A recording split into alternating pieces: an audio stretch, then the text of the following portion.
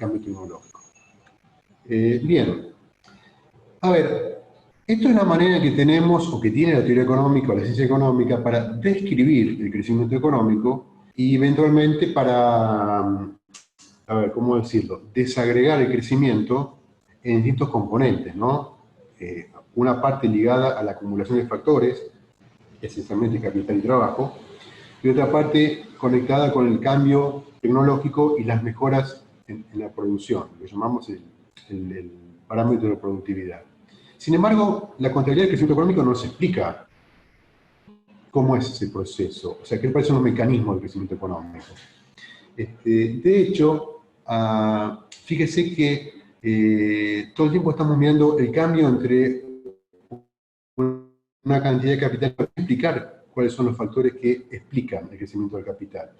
Entonces, como ustedes se pueden imaginar, eso dista de ser obvio, y eso es un tema fundamental para entender las disparidades de crecimiento que vimos hace un ratito, analizando la historia de ese conjunto de países desarrollados y los países de América Latina. En esta parte de la clase yo quiero presentarles de un modo, aunque sea esquemático, para dejarlo planteado, y lo terminaría en otra clase si no tuviera tiempo, los rudimentos de un modelo de crecimiento que trata de explicar, plantear esas cuestiones. A ver, yo le diría, el aspecto fundamental del crecimiento a largo plazo, yo creo que se los dije en la clase pasada, es cómo explicamos el aumento de la productividad del trabajo. ¿Se acuerdan que yo les dije que el aumento de la productividad o bien responde a un aumento del capital humano, o sea, de la productividad de los trabajadores, o sea, mejor dicho, o bien responde a un aumento debido a la dotación de capital humano, o bien responde a un aumento del stock de capital con que cuenta cada trabajador. Y acuérdense que yo les dije, por más que una economía pueda mejorar mucho en términos de la dotación de capital humano y del entrenamiento de su fuerza de trabajo y que todo el mundo vaya a la universidad, por así decirlo, si esa economía no amplía la base de capital con que cuenta la fuerza de trabajo, en un momento va a tener un factor limitante, ¿no? ¿Se acuerdan que el factor fijo es un factor limitante? Entonces, lo más importante de considerar es ver cómo esa variable, que es muy importante, que es la cantidad de capital, se mueve en el tiempo. Tratar de explicar por qué crece la cantidad de capital de una economía. Bueno, ese es un problema bien complicado, porque la cantidad de capital de la economía, es decir, la cantidad de equipamiento, de instalaciones, de máquinas, de software, etcétera, etcétera, responde a miles de decisiones que toman un montón de empresas todo el tiempo. No es una decisión que toma el gobierno o una persona sola. Es decir, no hay un comando central de la economía, ¿no? Supongan ustedes, imaginen por un momento cómo podría haber llegado a haber sido en la fantasía de Marx, una sociedad donde un solo comando central determina la gran decisión de la economía, la cantidad de capital. Bueno, ese experimento económico existió, fue un fracaso, y en general los países que crecieron mucho son países donde esas decisiones las toman muchas personas. No hay un comando central de la economía, sino un montón de empresas pequeñas, medianas, grandes, transnacionales, grupos de empresas que toman todo el tiempo decisiones de inversión. Por un lado. Y por otra parte, hay un conjunto de unidades económicas, que son los hogares, que son las que prestan fondos a las empresas para que las empresas puedan invertir en bienes de capital y, por lo tanto, en aumentar la capacidad productiva de la economía. Es decir, la contabilidad de crecimiento, lo que acabamos de ver, al tomar como un dato la cantidad de capital y el aumento de la cantidad de capital, deja fuera del cuadro, deja fuera de escena el aspecto fundamental de este problema. Entonces, lo que yo voy a proponerles ahora, lo que voy a tratar de esquematizarles, es un modelo que trata de explicar cómo cambia la cantidad de capital en el tiempo, cuáles son los incentivos que enfrenta una economía donde un montón de agentes están eligiendo todo el tiempo ahorrar, prestar a otros y otros están eligiendo invertir y acumular capital. Entonces, lo que vamos a tratar de entender es cuáles son los factores que determinan que el stock de capital de la economía, que estamos de acuerdo que es el aspecto importante para el crecimiento, evolucione en el tiempo. Las ideas básicas de esta clase, que de todos modos están en los libros que ustedes tienen, especialmente en el libro no en el libro principal, en el otro, en cualquier libro de macro intermedia está, son todas transcripciones de un modelo que no escribió ninguno de sus autores, ni yo tampoco, ni nadie que escribió la economía. Creo que escribió un señor que recibió un premio Nobel de Economía justamente por este trabajo, y es el economista Robert Solow, que es un profesor del MIT, que fue galardonado justamente por las ideas que yo les voy a presentar a ustedes. El modelo Solow, le voy a contar así brevemente en qué consiste esta historia, analiza una economía que está evolucionando en el tiempo. Y para entender los efectos de los cambios en la cantidad de capital de trabajo, vamos a asumir que esa economía tiene una población que está creciendo a una tasa fija, que es esa N que está ahí negrita. N es la velocidad que crece la población. Vamos a suponer también que en esa economía, a la misma velocidad que crece la población. Un supuesto importante del modelo, muchas veces objetado por los que no comparten la premisa de este modelo, es que al suponer que la tasa de crecimiento de la población y la tasa de crecimiento de los trabajadores es la misma, este modelo supone el pleno empleo en la economía. Bueno, exactamente es así, y es un modelo de largo plazo. Entonces, un precio a pagar, un precio que pagó Robert Solow para que este modelo funcione o describa a largo plazo, es suponer que la economía funciona en pleno empleo, que no hay trabajadores desocupados. Por tanto, el crecimiento vegetativo de la población es el mismo crecimiento vegetativo de la fuerza de trabajo, que es la letra N, y no hay desocupados. En el momento T del tiempo, la cantidad de trabajadores de la economía es N mayúscula sub T. Al comienzo del año T, la economía tiene una cantidad de capital igual a K sub T. Y para simplificar todavía más las cosas, solo uno dice, bueno, supongamos que esta economía no intercambia con el resto del mundo, es una economía cerrada. Pero yo escribí ahí en una línea, dice, las exportaciones netas, que vieron la contabilidad de cuentas nacionales, que son las exportaciones menores las importaciones, son iguales a cero. Y tampoco hay un sector público en esta economía. Es decir, el gasto público, la compra del gobierno son iguales a cero. Entonces, en última instancia, yo no lo escribí ahí como se lo voy a decir ahora en la pantalla, pero lo van a entender. Si la producción de esta economía no puede ser exportada, si la producción de esta economía no puede ser comprada por el gobierno, la única posibilidad es que la producción de esta economía sea comprada por los hogares o por las empresas. Dígame si alguien no entiende ese concepto, porque es muy importante. O sea, I mayúscula es igual a consumo más inversión. O, como lo escribí yo ahí, el consumo de esta economía en cualquier momento del tiempo es lo que queda del producto una vez que se apartó una parte para invertir. Sí, digo, esta economía es una economía donde la Y mayúscula, que es el Producto Bruto, el PIB, ¿se acuerdan que el Producto Bruto era igual al consumo, más la inversión, más las compras del gobierno, más las exportaciones netas? Solo uno dice, bueno, suponete que por ahora las exportaciones netas son iguales a cero, no me interesan. Está pensando en un modelo de crecimiento a largo plazo, chicos, en una economía como la de Estados Unidos. Históricamente el sector externo no era tan importante, entonces con enfocarse en la economía nacional era más que suficiente. No dice, bueno, supongamos que eso es igual a cero. Y después, básicamente, él está tratando de entender la articulación entre las decisiones de ahorrar de los hogares y de invertir de las empresas, con lo cual nos dice, bueno, supongamos que las compras del gobierno son iguales a cero, con lo cual lo que me está diciendo Solow es, mirá, en el crecimiento a largo plazo, yo quiero entender cuáles son los incentivos de las empresas a acumular capital, a comprar más capital, a invertir. No me interesa el sector público, porque el sector público en general no invierte. Bueno, ya sabemos que eso es opción, ¿no? Hay un componente del sector público que uno podría considerar inversión pública. Pero lo que me está pidiendo es, a ver, hacer un favor, supongamos que eso no existe y que el grueso de la inversión son el sector privado. Como en la vida real eso es bastante parecido, tampoco pagamos un precio muy alto, con lo cual, si cancelamos el sector externo y el sector público, me queda que la producción o se consume o se invierte.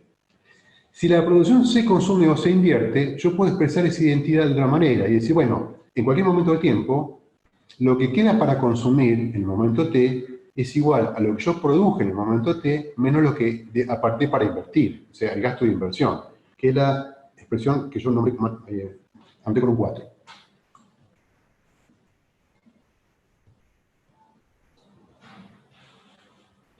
Sí, I sub T es la producción de la economía en el periodo T de tiempo. Entonces, como en el periodo de T de tiempo, en el año 1980, vos producís I sub T o lo consumís o lo invertís. Entonces, otra manera de escribir eso es decir que el consumo en el año T es igual a lo que producís menos lo que invertís. Bien,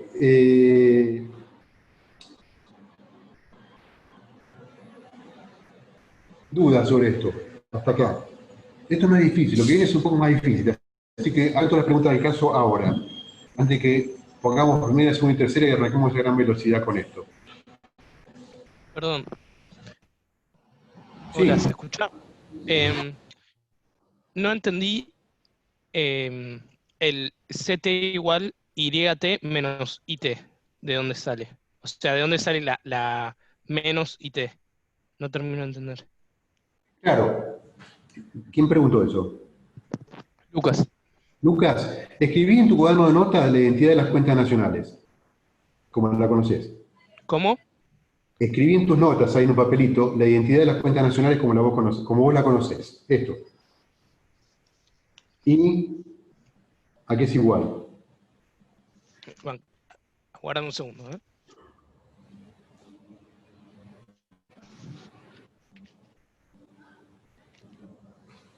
Y, Sí, y en T es igual al consumo en T más la inversión en T, más la compra de gobierno en T, más las exportaciones netas en T. En general, yo usaba la T porque suponíamos, dábamos por entendido que nos referíamos a un año. Como las cuentas sí, nacionales son la contabilidad de un año, no me agregaba nada poner T. Como yo ahora quiero ver cómo cambia esto en el tiempo, yo tengo que poner una referencia del tiempo, ¿se entiende? T es una referencia al tiempo. Ahora, en la identidad de las cuentas nacionales, si yo digo que las compras de gobierno son nulas, ese término se va. Y si digo claro. que la economía es una economía cerrada, el término NX sub No T, tiene, no, claro, no tiene importaciones ni exportaciones. claro, y me queda entonces que la economía nacional tiene un producto bruto y en T que o bien se invierte y en T o bien se consume, ¿no? Sí, O sea que la producción en T es igual al consumo en T más la inversión en T, ¿ok? sí, Y lo que hice fue hacer un pasaje de términos, es decir, bueno, si eso es cierto, yo puedo escribir que el consumo en T es igual a la en T menos la inversión en T. ok, perfecto. Profe, Bien, sí, yo no entiendo las últimas ecuaciones o fórmulas. La las que dice, últimas, las últimas fórmulas que dicen IT es igual a IT sobre NT y las otras. Sí, no te lo entiendo. expliqué, no te lo expliqué. Ah, ok, ok. Bueno, a ver, ¿se acuerdan que yo les dije que la población y la fuerza de trabajo crecen todas a la vez a una velocidad o a una tasa de crecimiento n? Entonces, para el modelo que vamos a ver, es muy conveniente, van a ver ustedes luego por qué, expresar todas las variables dividido por la cantidad de trabajadores. Acuérdense que la cantidad de trabajadores en el momento t es n sub t, se lo dije hace un ratito, ¿se acuerdan? Está arriba en el primer párrafo. Entonces lo que voy a hacer es dividir todas las variables de mi modelo por nt. Entonces, por ejemplo, si yo divido la producción I mayúscula sub t por la cantidad de trabajadores en el momento t, me queda una variable que se llama y minúscula t, que es la producción en ese momento por trabajador. ¿Se entiende? Si yo divido el consumo, que es la C mayúscula, en T, por la cantidad de trabajadores en T, me queda el consumo C minúscula sub T, que es el consumo por trabajador en ese momento T. Y lo mismo por la cantidad de capital. Entonces me queda que la K minúscula sub T es igual a la K mayúscula, que es la cantidad de capital de la economía en el momento T, dividido la cantidad de trabajadores. Esta última variable, K minúscula sub T, es la cantidad de capital por trabajador, que es muy importante porque nos está diciendo en promedio, cuál es la dotación de capital que tiene cada trabajador de la economía. También se llama, en la jerga de la economía y la teoría del crecimiento, razón capital-trabajo, porque resulta dividir la cantidad de capital por la cantidad de trabajadores. Y todas se escriben con minúsculas, para distinguir las variables originales que se escriben con mayúscula. O sea, las variables originales son las variables de las cuentas nacionales: consumo, inversión, producto, cantidad de capital. Cuando la divido por la población trabajadora, por N, me quedan todas en minúscula porque se expresan por trabajador. Bueno, déjenme presentarles una señora que se parece a algo que ustedes ya vieron alguna vez conmigo o en micro, que es una función de producción. Es una función de producción distinta a la que ustedes conocen. Ven que en el eje vertical hay una I minúscula y en el eje horizontal hay una K minúscula. Bueno, esta es la función producción de la economía de la que estamos hablando, pero está expresada en producto por trabajador y en capital por trabajador. Profe, ¿Por qué? Sí, hay como una ventana que está tapando el problema. Dice, favor alejar esta ventana de la aplicación compartida. una ventana. Sí, está encima del problema. Ahora, No, ¿no lo ven ustedes? Creo que cuando Sí, le es pones como un mensaje. el Y a mí clic también me ese parece como un que mensaje que aparece y desaparece. Sí, a mí Eso. también. No sé cómo se saca, ¿eh? Espérate, a ver. es que creo que le tenés que sacar la mano de la pantalla. ¿Qué mano? La mano de Ahí, la... porque ahí se está tapando. Que cuando se mueve el cursor creo que se activa el cartel.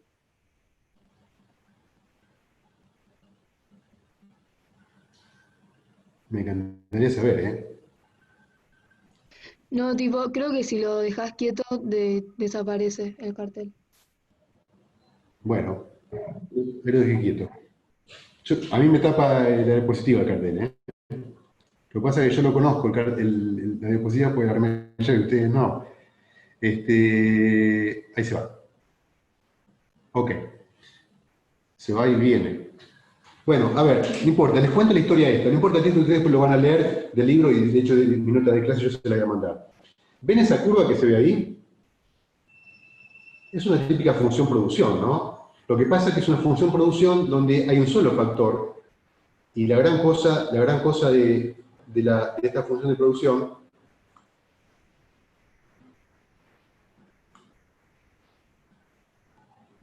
captura de pantalla me manda, no sé, después chicos, no sé qué me está mandando. Sí, está bien, pero no sé cómo sacarlo, se fue. Esa función de producción tiene una gran ventaja sobre otra forma de expresarla, que me permite hacerla solamente en dos dimensiones. ¿Por qué? Porque acuérdense que mi función de producción dependía del parámetro de la tecnología, de la cantidad de capital y de la cantidad de trabajo. Demasiadas cosas que no puedo representar en el plano.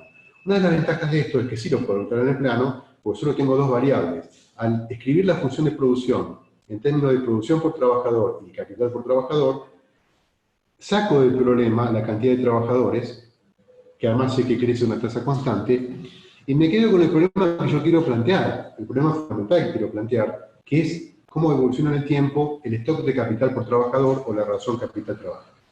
Entonces, ¿qué me dice la función producción? Me dice, mirá, a medida que vos aumentás la cantidad de capital por trabajador, eje horizontal, vos aumentás la producción por trabajador, eje vertical.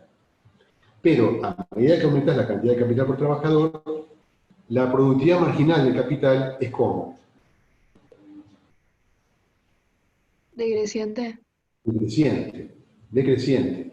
Es decir, por eso la función producción, como ustedes ven, tiene una panza y después se va aplanando.